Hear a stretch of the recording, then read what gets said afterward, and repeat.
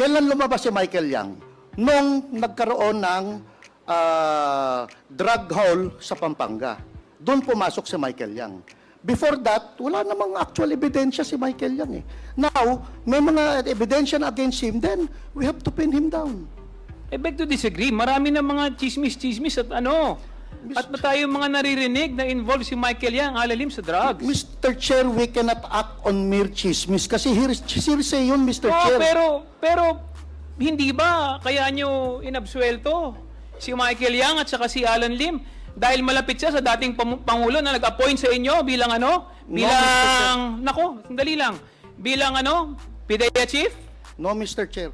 Hindi ko isasakripisyo ang pangalan ko sa ng buong karir ko na Wilkins dahil may 3 apo akong anak na Wilkins. Ayoko pong madamage ang pangalan ng Wilkins dahil dala-dala po ng anak ko yan. Hindi ko kinlir si Michael Yang dahil may utang na loob ako presidente. Kinlir ko si Michael Yang because I have personal knowledge na walang ebidensya against Michael Yang.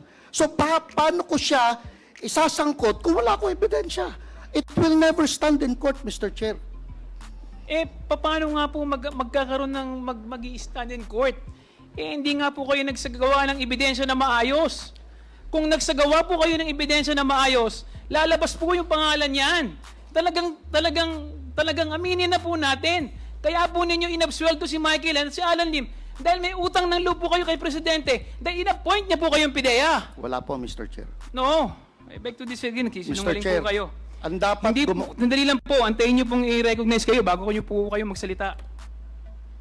Mr. Chair, alam po natin na talagang ang dahilan po no ng pag-absuelto ng PIDEA dati kay Michael Yang at Alan Lim dahil po in-appoint nga po ni ni Presidente si Wilkins Villanueva bilang Director General ng PIDEA. Yun ang dahilan.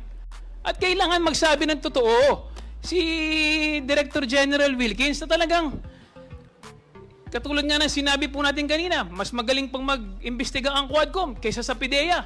Tapos nagtanong po siya sa iba't ibang ahensya. Sinasabi nila na walang lumabas na ebidensya.